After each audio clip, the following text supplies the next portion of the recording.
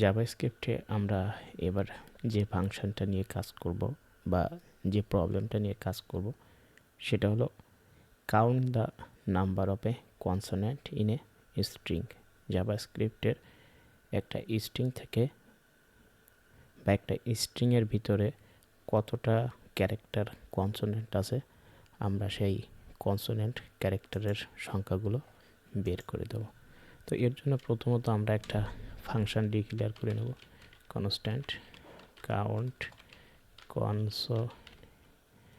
Consonants. অবশ্যই parameter হিসাবে এটা একটা স্ট্রিং নেবে এবং এখান থেকে আমরা প্রথমত যে কাজটা করব, আমাদের প্যারামিটার হিসাবে ফাংশন বডিতে যে স্ট্রিংটা আসতেছে সেই স্ট্রিংটা আমরা লোয়ার কেসে করে নেব।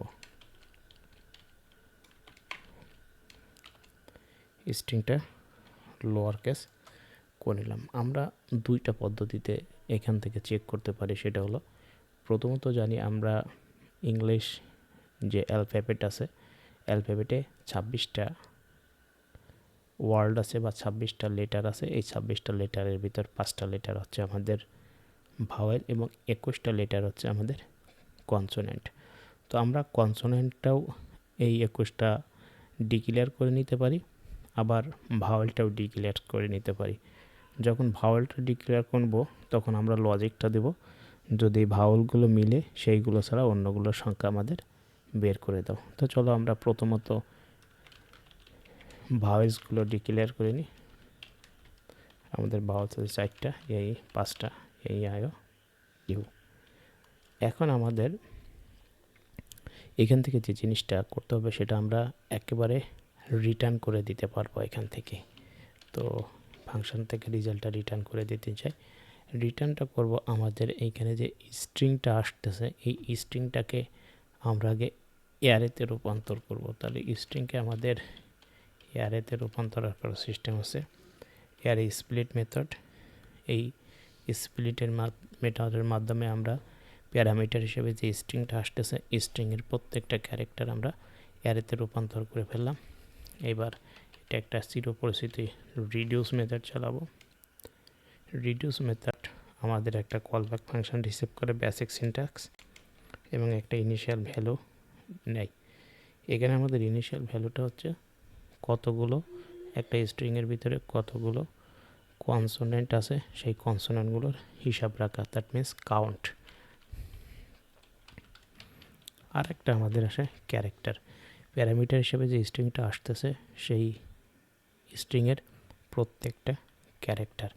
তো এখান থেকে আমরা রিডিউস ফাংশন এখান থেকে রিটার্ন করে দেবে আমাদের কাউন্টটা। এখন কাউন্টটা রিটার্ন করে দেবে আমাদের একটা লজিকের উপর বেস করে। যদি আমরা এই লজিকটা এইভাবে লিখি যে আমাদের যে ক্যারেক্টারগুলো আসতেছে এই যে 26টা ক্যারেক্টার, এই 26টা ক্যারেক্টার মানে স্ট্রিংয়ের ভিতরে যে থেকে জেডের ভিতরে যে 26টা ক্যারেক্টার সেই 26টা ক্যারেক্টার। তো এই 26টা ক্যারেক্টার আমাদেরকে আগে টেস্ট করে নিতে হবে। আমরা রেগুলার এক্সপ্রেশনের জাভাস্ক্রিপ্টের এটা থেকে জেডের ভিতরে আছে কিনা, থেকে জেডের ভিতরে থাকলে এটা আমরা টেস্ট করব ক্যারেক্টার দিয়ে ডট টিএসটি। এটা ক্যারেক্টার দিয়ে টেস্ট করব এবং যদি আমাদের ভাওয়েলস না হয় নট ভাওয়েলস ডট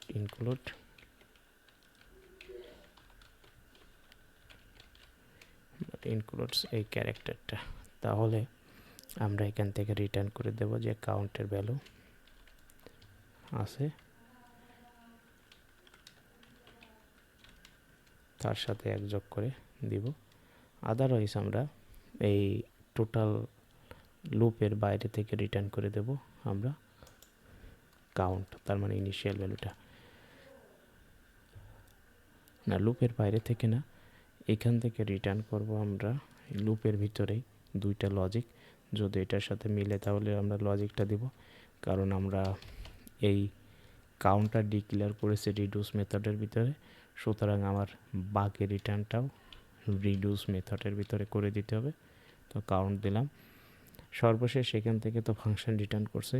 ইনিশিয়ালি আমাদের আর কোনো কাজ নাই। এখন আমরা এটা একটু চেক করে দেখব আমাদের ফাংশনটা ঠিকমতো কাজ করছে কিনা। এর জন্য আমরা কনসোল ডট লগ দিব, কনসোল ডট